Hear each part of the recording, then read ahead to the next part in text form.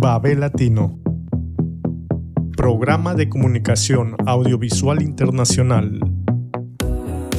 Tejemos puentes interculturales entre Latinoamérica y Europa. Con Guara Janet Sosa. Raíz Libre Fernanda León. Edición Ricardo Paz. Muy buenos días, estamos aquí una semana más en Babel Latino. Bienvenidos a través de Radio Pichincha en nuestro país Ecuador, también a través de Radio Sensación en Murcia, España, y como cada semana estamos también directamente en Facebook Live y YouTube para quien nos quiera ver. Pues esta semana en nuestro programa 430, bueno, antes de empezar y contarles de lo que vamos a hablar esta semana, le vamos a dejar, como siempre, a nuestro querido editor y productor, Ricardo Paz. Ricardo, desde Guayaquil, ¿qué nos dices? Hola Janet y hola amigos de Babel Latino. Como saben, este es un programa interactivo, así que esperamos sus comentarios para irlos compartiendo en pantalla. Bienvenidos. Sí, bien, esta semana, pues, antes de decirles quiénes son nuestros invitados, quería hacer una pequeña reflexión. Yo, cuando puedo, les cuento a quienes nos siguen, oyentes o a quienes no, y tienen la oportunidad de, por esta vez, escucharnos, una lectura de ya más de 10 años que se llama Las entrevistas de la Contra, en un periódico La Vanguardia, que es un periódico de Barcelona, de Cataluña, y realmente a veces cada día en su lectura es aprender algo nuevo. Esta semana había leído La sabiduría del no saber. Esta entrevista está realizada a Antonio Lozano, que es un doctor de ciencias políticas o sociología, y él dice: somos universo, pero nos vemos como una gota y no como un océano. Y al respecto, ¿no? O sea, él dice que nuestros paradigmas están siendo ya caducos del siglo XX, pero no dejan de ser actualmente obsoletos. Ima Sánchez le pregunta, ¿y eso de no saber qué provoca? Y dice: dificulta la posibilidad de incorporar los cambios de comportamiento necesarios para salir del delicado momento en los que estamos. Las tres realidades en las que vivimos, la física, la individual y la social, son mucho más complejas de lo que creíamos. Y le pregunta qué ha cambiado, y es la definición de lo que es realidad. Creíamos que la realidad física era conocida y tangible, pero es desconocida e intangible. Prácticamente en la realidad física es aquello que podemos ver y tocar, pero hoy sabemos que toda la materia es en un 99.9999% vacío, campos electromagnéticos y energía. Prácticamente desconocemos el 96% de la realidad física. No sabemos nada de los agujeros negros, la antimateria, la materia oscura, la energía oscura. Del 4% que conocemos, la materia, no sabemos ni siquiera su origen. El universo mide 95 millones de años luz y se va expandiendo cada vez. El viaje tripulado más largo que ha hecho la humanidad es hacia la Luna y significan solo 2 segundos luz de esos 95 millones. Por tanto, nuestros sentidos no nos permiten conocer el mundo, nos dan una información muy parcial y son específicos para cada especie. Ustedes y yo estamos aquí sentados con una sensación de quietud, pero nos estamos moviendo a 107.000 kilómetros por hora, 314 veces más de lo que puede hacer una Fórmula 1 en la recta de un estadio.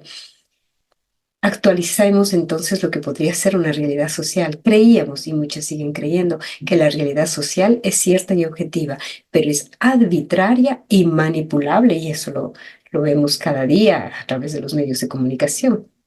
Cada sociedad construye a su arbitrio de valores y de normas que son muchas veces inútiles. Aquí se rigen y en otra parte del planeta otras, cada una a su manera de entender la verdad, la justicia y la convivencia. Algo que nos inculcan, saberlo te hace ser tolerante y más abierto.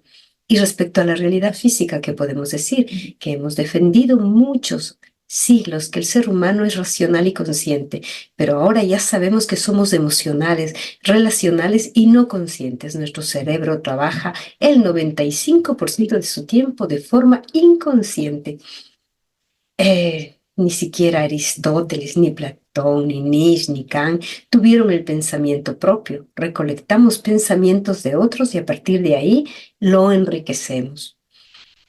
Prácticamente podemos decir que la respuesta que pueden dar las ciencias ante la mayoría de las grandes preguntas es un no sé. Si te adentras en el no saber, descubres que la grandeza del ser humano no es su pensamiento. Entonces, ¿cuál sería?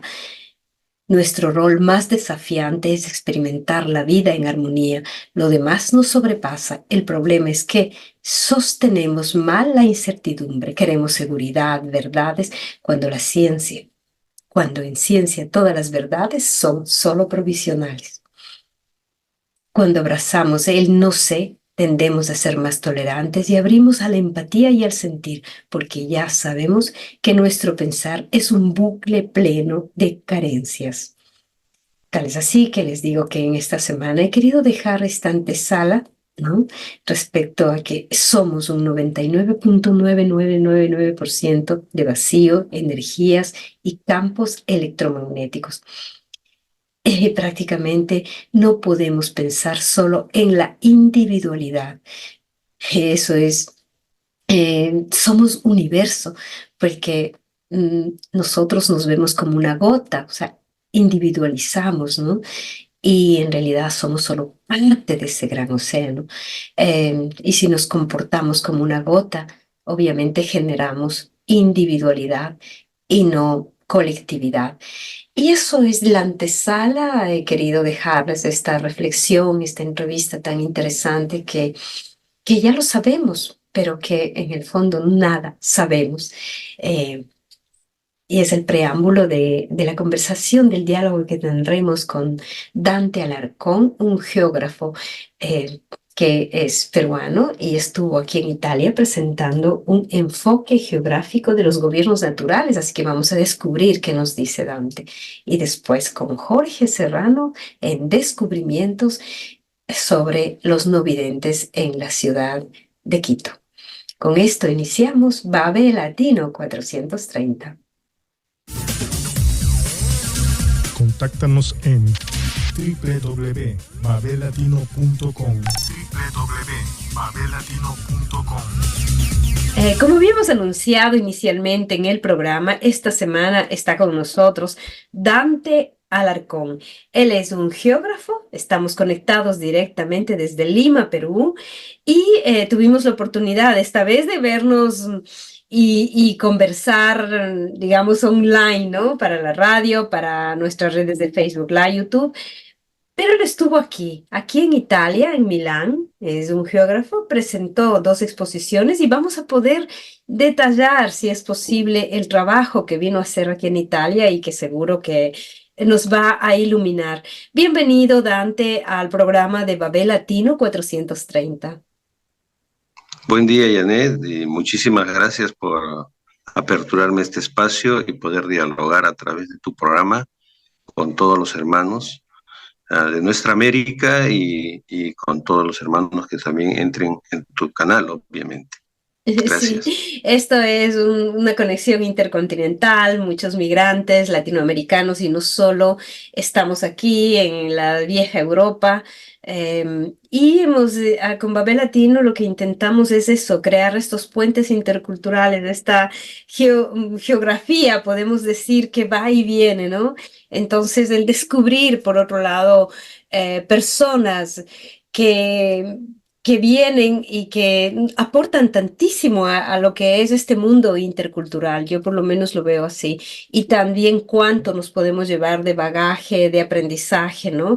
Para coger lo mejor que tenemos la humanidad. Porque si vamos por la parte negativa, pues no haríamos el programa. Digo, porque esa es una lucha permanente. Dante, primeramente, cuéntanos algo de ti, cuéntanos que nuestros oyentes, nuestros seguidores conozcan quién es Dante. Ok, bueno, Dante nació en una provincia llamada Andahuaylas, del departamento, hoy región Apurímac, en el sur del Perú. Antonio Raimondi, un italiano que recorrió nuestra América, llamaba al Perú un papel arrugado por la topografía, por la fisiografía tan accidentada que tienen nuestros países en general. Y bueno, posteriormente viajé a Lima a seguir mis estudios.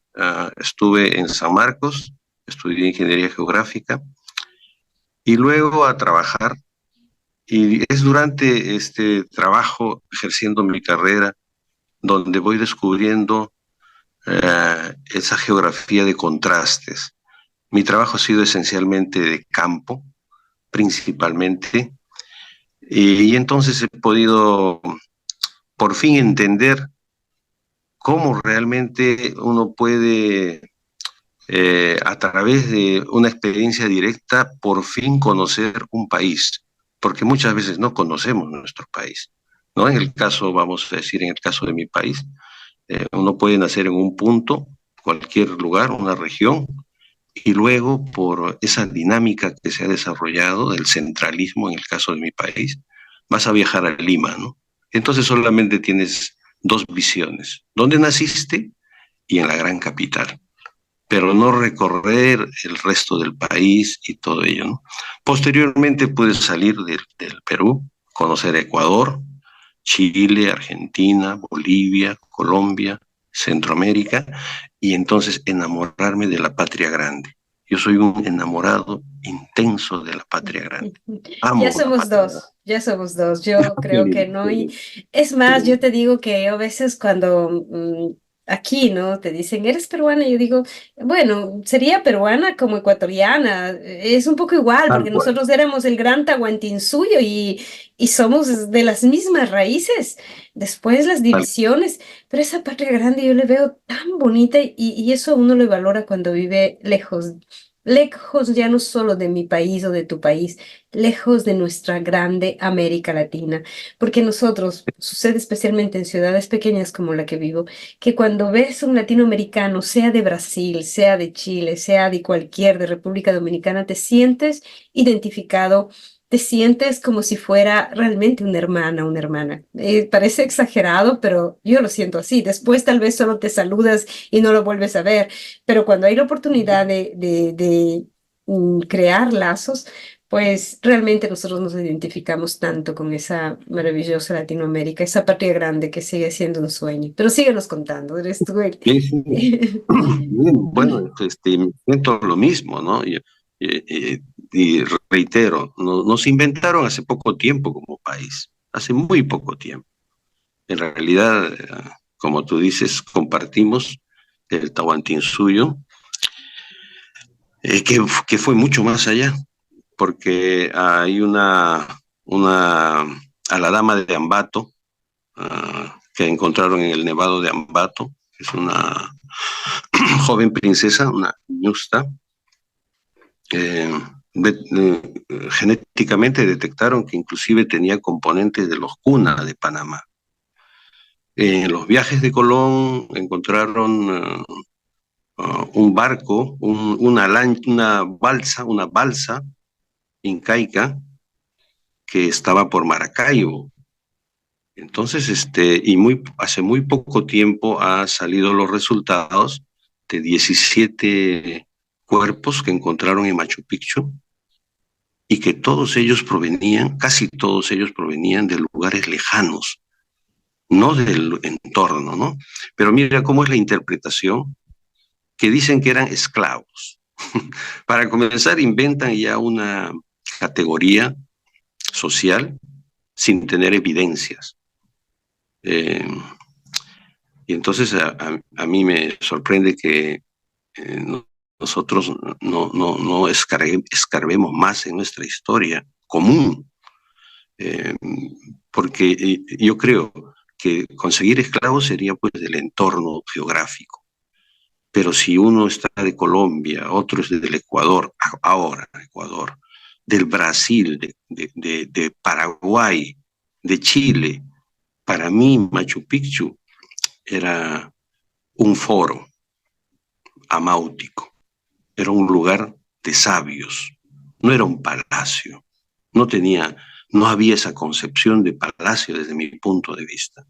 Y ahí se podía analizar e interpretar un territorio tan complejo, tan maravillosamente complejo y difícil, ¿no?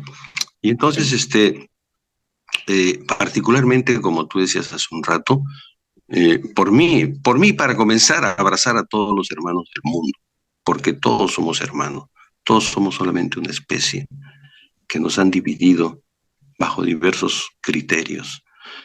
Pero los hermanos cercanos, pues son los que estamos cerca, ¿no? Yo cuando estoy en el Ecuador me siento que es mi patria, te digo, de verdad, te digo, me emociono como si fuese mi propia patria. Igual pasa con Bolivia.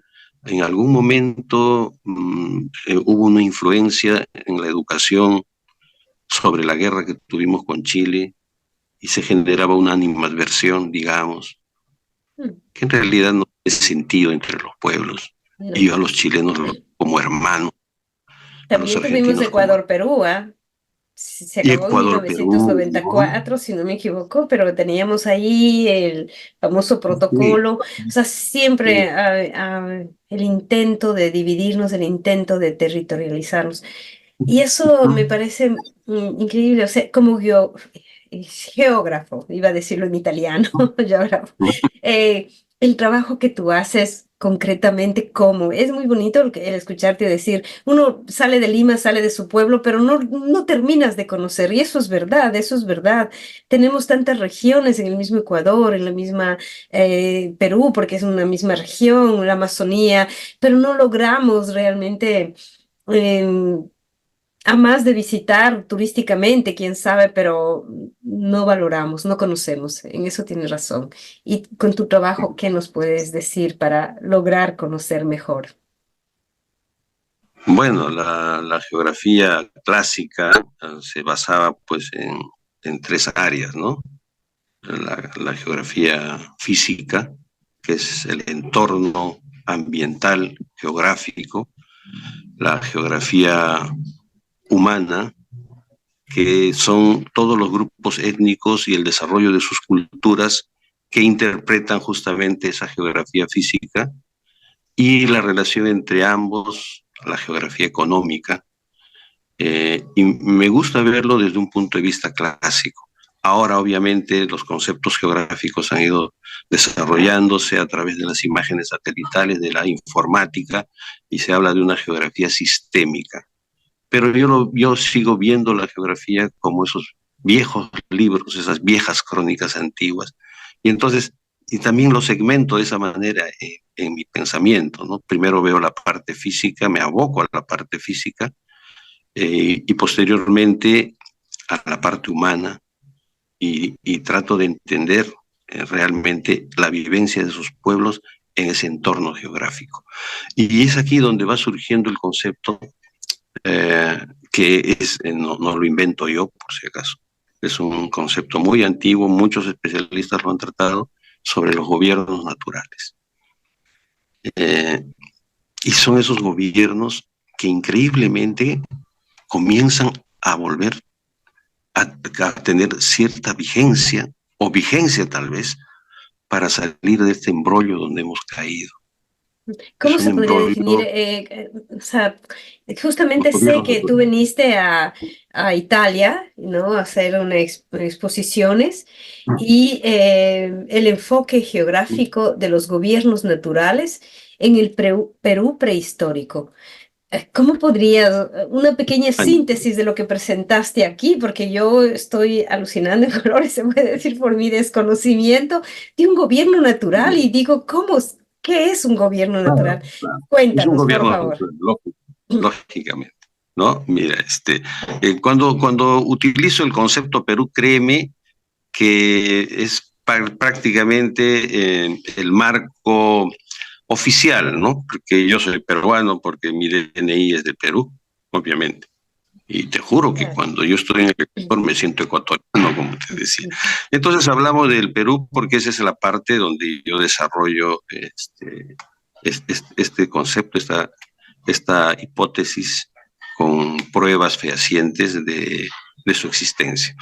Bien, cuando el ser humano, desde mi punto de vista, va a entender su entorno geográfico a partir de observar las estrellas, de ubicarse astronómicamente en el espacio, es cuando, desde mi punto de vista, nace una civilización. Hay muchos otros conceptos, obviamente, lingüísticos y todo lo demás, pero si tú ya estás entendiendo el mapa de las estrellas, entonces obviamente has desarrollado el lenguaje, ¿cierto? Y tú eres capaz de decir dónde está el norte, dónde está el sur, el este, el oeste, y yo puedo orientarme dónde están los manantiales, dónde están las tierras más fértiles, y entonces nace la civilización. La evidencia en nuestra región, vamos a hablar de nuestra región, es que esto se desarrolló hace muchísimo tiempo, ¿no? Muchísimo tiempo, donde han habido pueblos en todo nuestro gran territorio. Estamos en Ecuador con Salinas, en Perú con Caral, en Bolivia con Calasasaya, Tiahuanaco, y en Chile con Atacama. Pero mira, desde el momento que nosotros ingresamos el concepto de país, estamos partiendo la historia. Estamos partiendo la historia. Y entonces tú, por ejemplo, podrías decir, Caral, Perú. No, Caral, Perú no tiene nada que ver, no juega en ese partido. No existía como camiseta, no existía como club deportivo. Ecuador tampoco, cuando hablas de Salinas. Y si hablas de Tiahuanaco, de Calasasaya, de la Puerta del Sol, tampoco estás hablando de Bolivia. Estás hablando de esos pueblos milenarios que le dieron forma a la civilización en Sudamérica. Esto me ¿no? viene justamente Machu Picchu, que decías tú, ¿no? No es que era un palacio, era un centro además de espiritualidad, de conexión con las estrellas. Yo tuve la oportunidad de estar en el 96, bueno, después he ido otras veces más a Lima por trabajo, pero, o sea, te deja Es que va mucho más allá de lo que puede ser un territorio, justamente, porque era vasto y era un centro. eh, es absolutamente lo que estás diciendo, ¿no? O sea, ese gobierno natural del cual hablas. Y claro, ¿ves? Entonces, es que Machu Picchu no es Perú. Sobre el territorio al cual perteneció esa cultura que se llamó Tahuantinsuyo en su última etapa, sobre ese territorio construyeron un país que se llama Perú. Pero Machu Picchu no es Perú. Las Pampas de Nazca no es Perú. Y ese sentido de pertenencia es algo que nosotros debemos recuperar. Porque ahí, en ese sentido, va la cosmovisión de poder ver el todo, el concepto de biosfera, en el caso de nosotros la Pachamama. Y no puedo encontrar pues yo una línea que diga, no sabes qué cosa, la Pachamama Perú termina acá y acá nace la Pachamama Ecuador. No tiene sentido. O es más, a mí me separa el mar Atlántico y Italia no es Pachamama, por decir. Es absurdo. Italia también es Pachamama. España también es Pachamama. Y entonces esos conceptos holísticos no solamente fueron nuestros, también los compartieron los celtas. A mí me da mucha ilusión lo que ¿Verdad? dices porque yo desde muy jovencita siempre pensé en viajar. Bueno, ya hace 30 años que salí del Ecuador, yendo y viniendo, eso sí, siempre casi sin parar. Pero yo llegué a un momento donde decía, donde hay el cielo, las estrellas, el sol, la luna, el agua, es mi tierra. ¿No? Sin con eso quitar nuestras raíces, que estábamos justamente cuando iniciamos diciendo esa gran patria latinoamericana, porque de un otro modo te identificas en la tierra donde naciste, con esas raíces, con nuestras lenguas que fueron invadidas, lo que sea, es historia ya. Pero es así, ¿no? O sea, es el concepto que nos dices, o sea, todo es la Pachamama. Todo la Pachamama, es así. Y entonces acá identificamos justamente que el primer paso para poder desarrollar a la Pachamama es observarla plenamente, y al observarla plenamente caracterizarla, identificarla, y entonces ahí surge, como de a pocos, el camino inca, el Capac Ñan, ¿no? El Capac Ñan recorre, como sabes muy bien, desde Colombia, ¿no? Sur de Colombia, todo Ecuador, lo que es Ecuador, lo que es Perú, lo que es Bolivia, lo que es Chile, lo que es Argentina y más allá. Y entonces, ¿dónde se ubica el Capac Ñan? Se ubica sobre la cordillera de los Andes, que es la columna vertebral, sobre el medio del territorio, y entonces tú puedes identificar realmente las características de ese territorio y comienzas a desarrollar tus actividades económicas. Y entonces surgen probablemente cuencas de maíz, de producción de maíz, cuencas de producción de papa, cuencas de producción de alpaca, de fibra de alpaca. Y entonces, a partir de esas cuencas geográficas, esas cuencas productivas, los pueblos van identificando sus autoridades a partir del trabajo de cada uno de ellos. No es como ahora, ¿no? Donde lamentablemente la crisis política proviene que se concibe al dirigente como aquella persona que paga más en un spot publicitario. Y entonces cuando haces una inversión, lógicamente vas a estar pensando, ¿cómo voy a recuperar? Yo no voy a invertir $1.000.000 para perderlo. Si estoy invirtiendo $1.000.000 en llenar toda la región con propaganda, yo voy a sacar $2.000.000 como mínimo. Y entonces ya comienza a surgir la intención de sacar provecho a una labor que no debería tener esa finalidad, sino servir a tu pueblo. Y entonces los gobiernos naturales eran justamente lo opuesto de los gobiernos que tenemos ahora. Entiendo. Era lo opuesto, ¿no? Y entonces, esto es un problema no solamente de Perú, es también del Ecuador, es de Bolivia, es de toda nuestra región. Y nosotros no vamos a poder salir de la pobreza si no cambiamos esos esquemas malignos que nos han invadido. Porque nacer, traer hijos, debe ser para un porvenir de trabajo, de paz, ¿no? Para disfrutar la vida. Y es eso lo que me gustaría realmente que comencemos a entender, a conversar experiencias de las cuencas geográficas de Otavalo, de Cochabamba, de Atacama. Tuve la oportunidad de ver en Atacama, que es uno de los desiertos más secos del mundo, como tú sabes, formas de producción. Entonces debemos aprender de esos hermanos. En el caso de Perú, y en esto se basaba justamente la investigación. En 1800 hubo un estudioso, un astrónomo, jurista, matemático y todo eso que había antes, se llamaba Mariano Paz Soldán. Y él era de origen aristócrata, podríamos decir. Pero esos aristócratas amantes de su país, ¿no? Esos que muchas veces usan su fortuna para ayudar a su pueblo, para construir. Y entonces Mariano Paz Soldán tuvo la oportunidad de caminar por todo el territorio peruano, y más allá seguramente.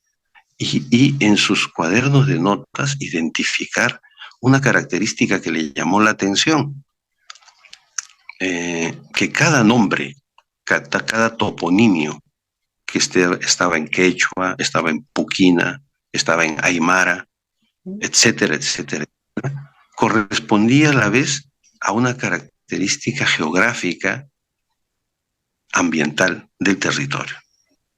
Él no tuvo tiempo para investigar más. Bueno, cruzó el umbral Y décadas después, un geógrafo de Huánuco hace un análisis sistémico de estas fichas y se da cuenta que en la época de nuestros antepasados, Perú no era costa, sierra y selva, porque eso es una división muy, muy simple, sino que el Perú tenía 8 regiones naturales, que estaba en función de la altitud, ¿no? Y entonces significa pues que en esos periodos nuestra geografía ya estaba zonificada, sabía en qué lugar podíamos producir algo, qué lugar había que no construir nada.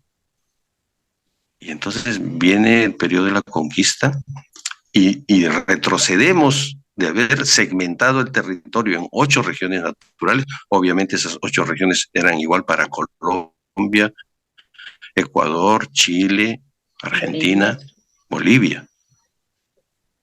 ¿Cierto? Y entonces cuando tú vas al Perú vas a escuchar el estribillo. Ah, Perú es costa, sierra, selva. Costa, sierra, selva. Todo el tiempo lo hablan. Sí, y ¿No? Ecuador lo mismo. Bueno, se habla de los 4 mundos por Galápagos, pero es la costa, la sierra y la Y Amazonía, la el Amazonía, o oriente. sea, sí. En el caso, por lo menos, por ejemplo, cuando tú hablas de sierra, es minimizar nuestra cordillera de los Andes, porque nuestra cordillera es impresionante y tiene su nombre. Se llama Cordillera de los Andes. Y llamarle selva a la Amazonía es también minimizarla, ningunearla. Y en el caso de mi país, se le ningunea cuando se le dice selva. No es selva, es Amazonía. Es un inmenso espacio, una reserva de biosfera maravillosa, como tú sabes también, Ujú. compartimos esa, ¿no? Con pueblos que se han adaptado ahí, a ese territorio, y han desarrollado civilización, cultura, y debemos beber de esa cultura. Entonces, creo que ya el enfoque de gobierno natural va teniendo un Sí. encuadre, ¿verdad? No, para mí iluminante En la porque geografía, definitivamente que lo que era tú... el concepto que expuse.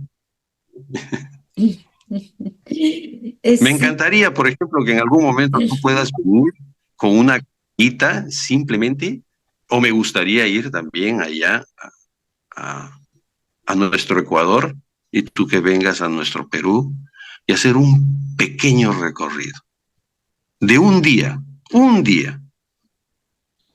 para ver toda la cantidad de geografías de contrastes y de restos arqueológicos de la evidencia de esos gobiernos naturales.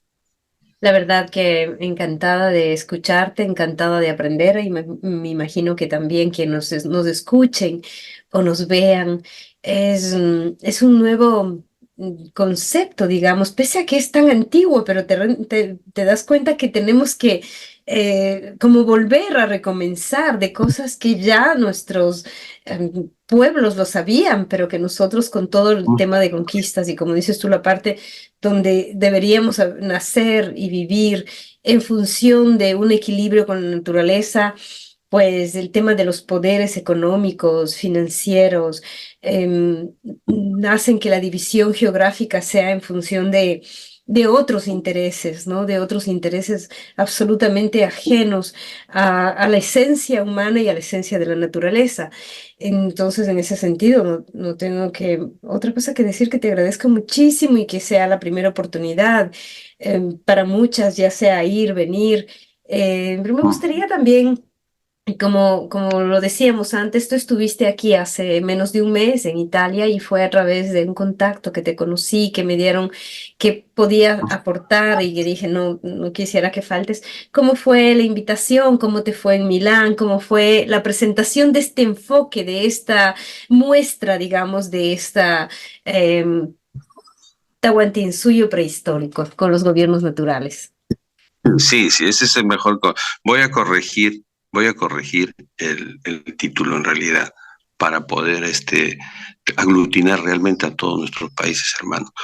Y sí, bueno, me invitó un amigo, Freddy, que estuvo allá en Perú.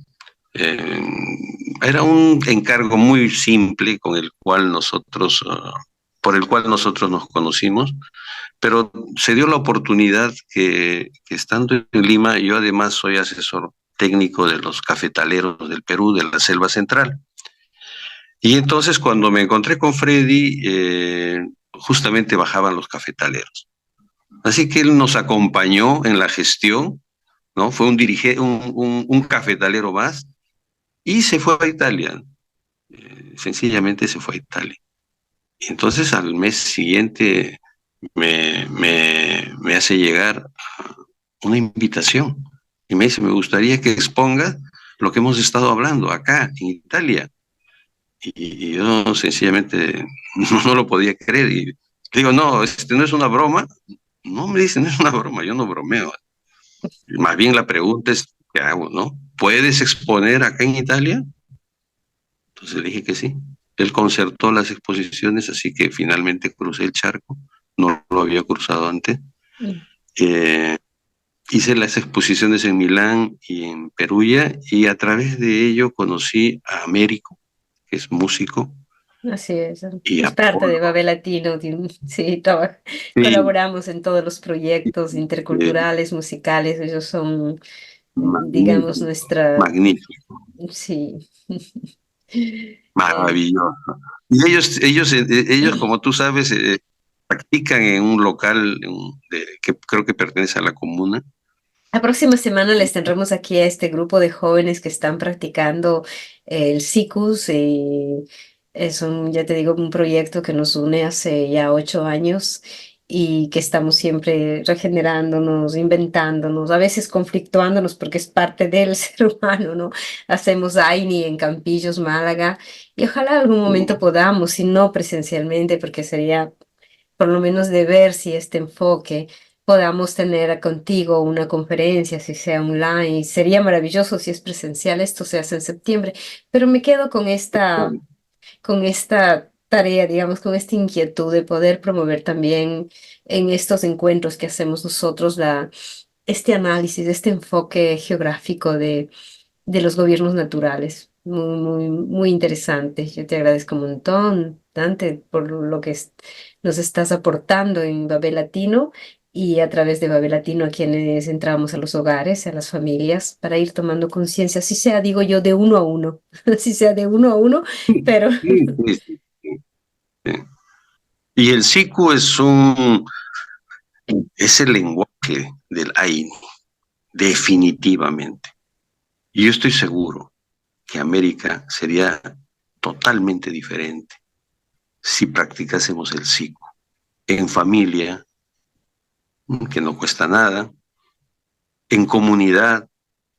Y tú te imaginas, pues, una banda de 300 sikus, o sea, eso es cuando desaparece la frontera entre el ser humano y la Pachamama. Y ese es el sonido del siku. Y el siku no tiene nada que ver, como les dije, ni Bolivia, ni Perú, ni Ecuador, esos son inventos recientes. El siku es un concepto ancestral y ese siku lo debemos recuperar. Y justamente son esas estampillas recientes que nos dividen, ¿no? Increíblemente, ¿no? Y entonces surge eso algo que es para mí cómico cuando dice, no, está bailando, los peruanos se han robado el San Juanito, porque en Cajamarca están, o no, que no en Bolivia se han robado la saya, no la marinera. Eso es sucede también con el pisco, hay chileno, peruano y todas estas cosas que a la final sí no tiene son. sentido, ¿no? El pisco peruano es el pisco peruano y el pisco chileno es el pisco chileno. Y si vamos a brindar con pisco chileno, los brindaremos con pisco chileno. Y si no, con pisco peruano. Y si en Ecuador producen pisco, pues bien, lo brindaremos con ese pisco. ¿Qué problema? Así es, así es. Esto nos deja esta huella, este símbolo más que nunca latinoamericano, prehistórico, que venimos, como dices, de nuestros ancestros. Yo te agradezco, Dante, como te digo, espero que sea solo la primera oportunidad de otros encuentros y de poder profundizar aún más. Si tienes algo más que añadir, aquí estamos todavía con el micrófono abierto. No, no, solamente eh, que espero que me puedas mandar los links de las entrevistas. Voy a ser permanente seguidor de tu programa. Y bueno, espero que este tejido social que pretende realmente recuperar las buenas costumbres no se detenga, ¿no? Y que este mensaje, como dijimos hace un rato, no tiene un límite geográfico, ¿no? Si hay hermanos de Italia, de España, de Francia, que quieren ser parte de un nuevo tejido que cicatrice las heridas que tiene nuestra Pachamama, enhorabuena, ¿no? Enhorabuena. Muchas gracias, Dante, muchas gracias, la verdad. Esperemos en un Gracias. mundo en medio de guerras, de destrucción, estamos nosotros queriendo construir por encima ese nuevo tejido que es nuestra verdadera razón de ser y de estar aquí. Así que de Y parte mira, mía, quería dime. culminar contigo. Efectivamente, lo que acabas de decir. Estamos a un segundo, creo, de una hecatombe nuclear.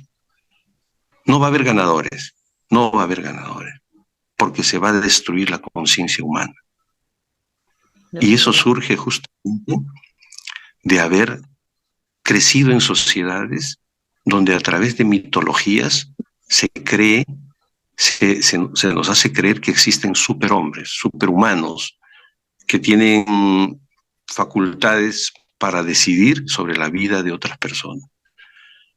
Y entonces realmente estamos camino porque ese es el destino de lo mitológico. En nuestro caso somos cosmovisión y sabemos que no somos más especiales que nadie, ni siquiera más especiales que un gusanito.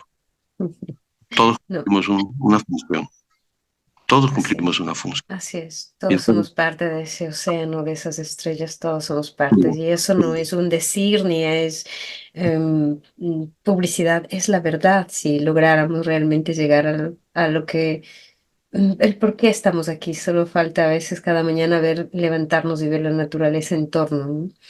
Y pues nada, yo te agradezco tantísimo, Dante, te agradezco inmensamente y estaremos aquí y espero, sin duda te mando todos los links que hagan falta y seguimos adelante con Babel Latino. Estamos ya en nuestro programa 430, 15 años de esta aventura intercultural que plasman Janet. en lo que tú dices, ¿no? En traducir en significados que nos hagan un gobierno natural, que es Bueno, lo que un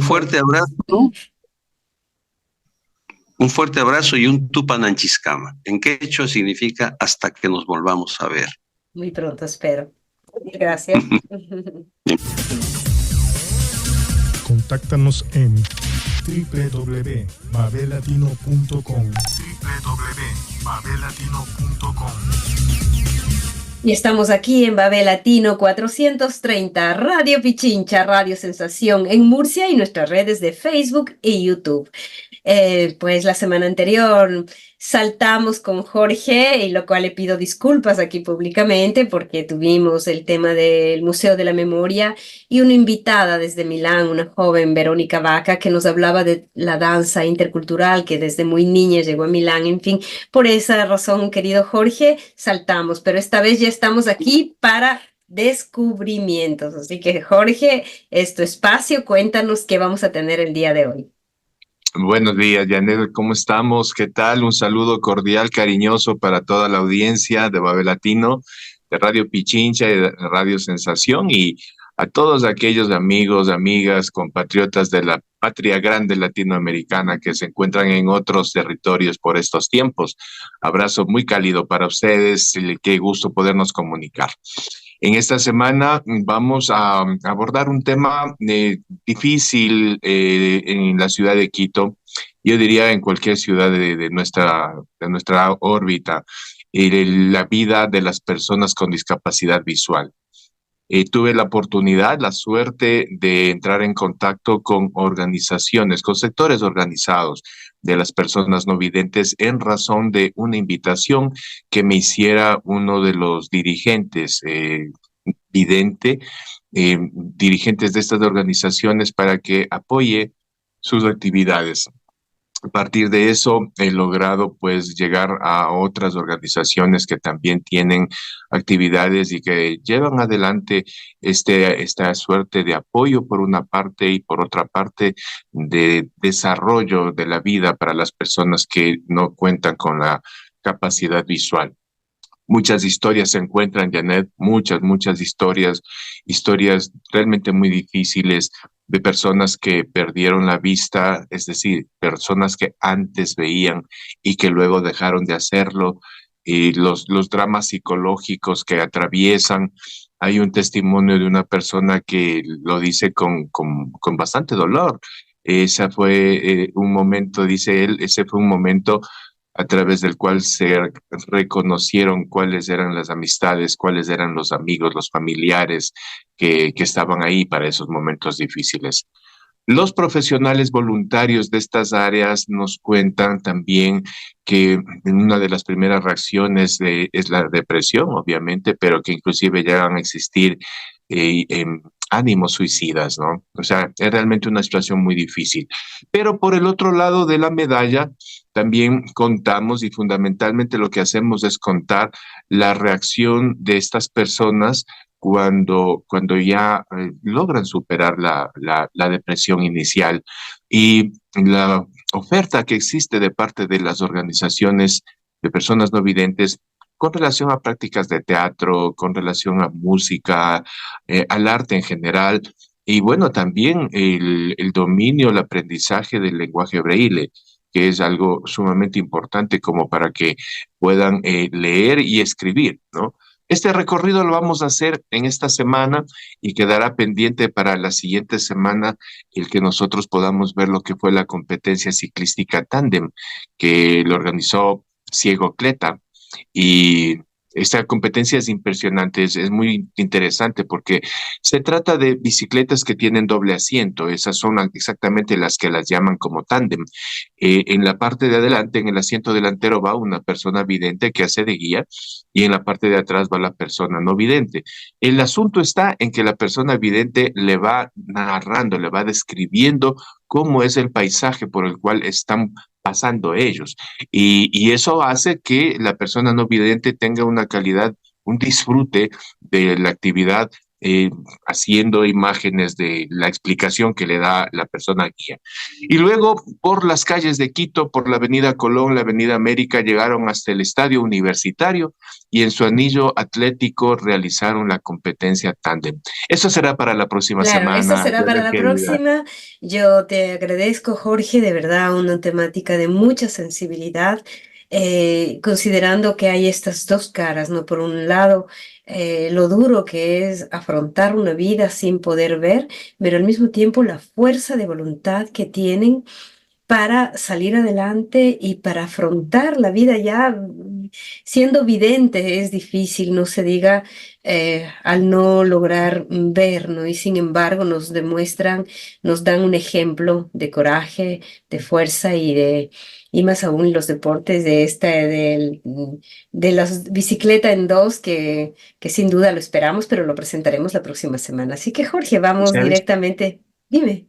Y sabes una cosa fundamental, Janet, antes de ir al video, es el llamado a la sociedad, a cada uno de nosotros, para que redespertemos la solidaridad, que esa conciencia social que nos vuelve hermanados, que nos hace comprender que somos uno solo, se manifieste en este campo y en cualquier otro. Oportunidades tenemos cada uno diariamente alrededor de nuestra vida.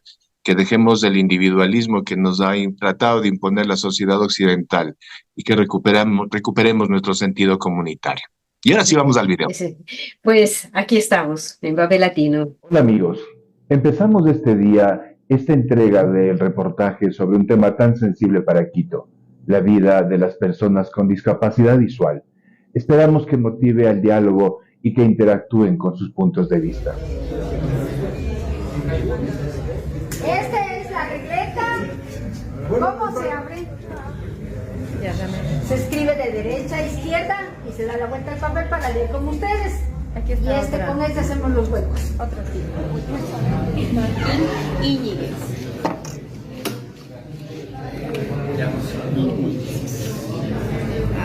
¿Qué más falta?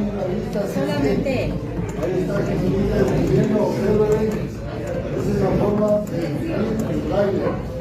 Una libreta y un pulsón hace los numeritos para que puedan luego con el tacto leer. Martín Íñiguez. El sistema braille es un sistema que consiste en 6 puntos, llamados cédula o signo generador.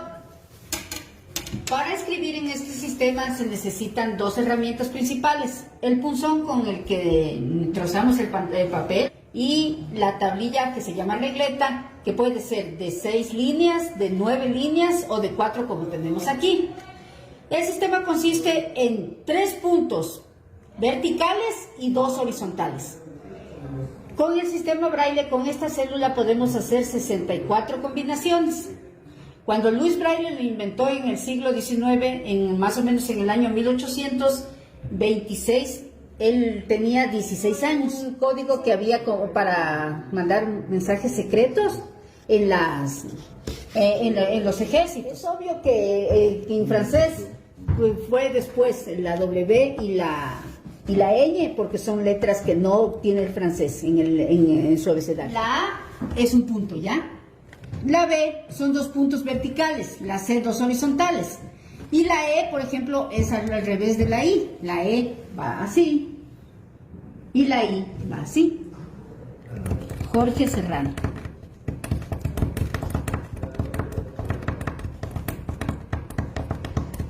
Bienvenido a Louis Braille, vamos a poner. Aquí está. Jorge, este es el signo mayúscula y comenzamos. Siempre 2 puntos en forma horizontal. J, O, R, G, E. Jorge. Otra vez el signo de mayúscula.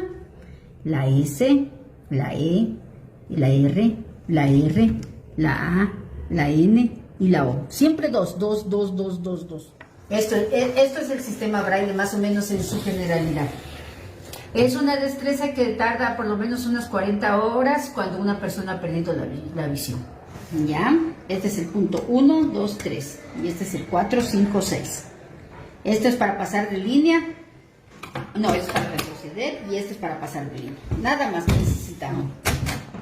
Signo generador. J, O, R, G, E. Signo de mayúscula. S, E, R, F, A, N. Entonces aquí dice igualito, mírenle. Aquí está Jorge Serrano. Y aquí también está Jorge Serrano. Vea, son igualitos los dos. Miren. No, que va a quedar al revés. No, sí está bien. Este con este. Va a hacerles un abecedario y ustedes con el esfero van poniendo las letras en cada signo. Y acá abajo les va a poner una frase. Detrás de cada caso hay un drama familiar, mucho dolor de las personas afectadas, pero también existe esa voluntad por seguir adelante y por recuperarse lo más pronto posible. El idioma, el lenguaje braille que ahora hemos revisado, que ahora hemos aprendido, nos da muestras de eso. Con este idioma, las personas no videntes pueden leer y pueden escribir. Quito debe convertirse ya en la ciudad de la inclusión en Ecuador. Es hora de que demostremos con mucha firmeza que nuestras calles, nuestros parques y nuestras actividades culturales y económicas y laborales también están construidas pensando en las personas con discapacidad. A Quito se lo celebra también en la Asociación de Personas No Videntes Louis Braille, con naipes especialmente diseñados para tal fin. Escucharás, Jaimito, lo que hay. 2, 3. Dame el 2 y el 3 con el 2. Decenas de asociados y sus familiares pasaron divertidos momentos en su sede, ubicada en el centro histórico. Los jugadores demostraron tener gran conocimiento sobre los dichos característicos de este juego popular. En caídas, en limpias, en rondas y en zapaterías que se produjeron en numerosas ocasiones. El sistema Luis Braille es el mecanismo por medio del cual cada jugador hizo las delicias de esa tarde hasta proclamar al campeón en un ambiente de total camaradería, felicidad e inclusión. Limpio, ¿ves? Con el error me quitó. Con un 8. Animal.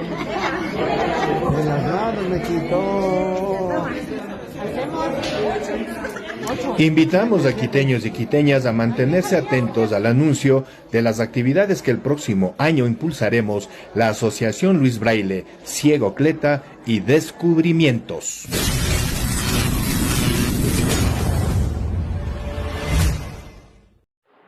Ha sido frecuente encontrar en las calles de Quito a personas no videntes interpretando con destreza varios instrumentos musicales, como acordeones, guitarras, instrumentos de viento y canto. Jaime Proaño es uno de ellos. Hoy lo conoceremos.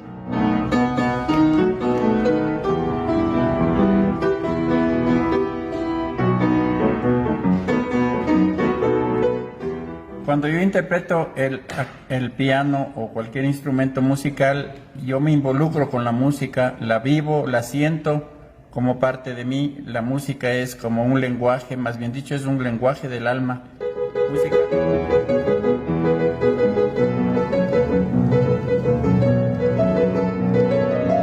Alegre, música triste, música romántica y que tengan contenido. El piano es para mí un instrumento completo porque se puede hacer melodía, armonía y ritmo. También dirijo el coro donde se puede expresar con letras el sentimiento, sea del compositor.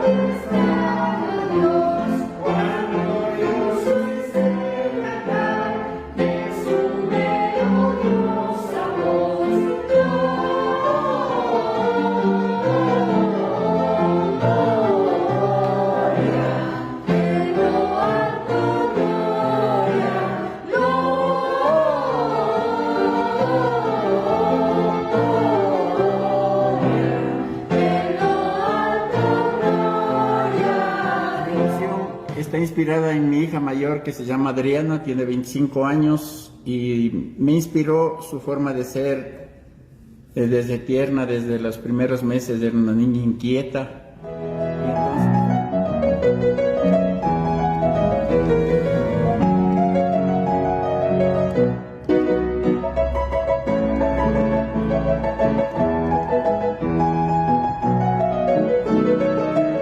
El piano es un instrumento completo que puede transmitir al público el sentimiento de acuerdo a cómo usted le ponga el matiz, la fuerza, o el piano que se llama en música, se llama piano o forte.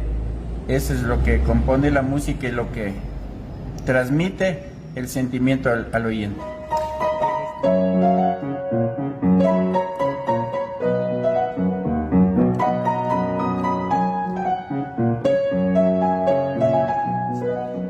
En su pantalla mental, ¿cómo vio cada tecla? Yo las tengo memorizadas en la mente, las teclas negras y las blancas, de acuerdo a eso uno se ubica Jaime Proaño nos dice que el piano y la música son lenguajes del alma, y así nos lo ha demostrado. Escribe para sus hijas, instruye en canto a sus compañeros en las sociedades ciegos de Pichincha Luis Braille. Amigos, ¿cuánto están dispuestos ustedes a hacer para apoyar y emular el ejemplo que nos dan las personas no videntes? Organicemos algo que llene el corazón de los ecuatorianos.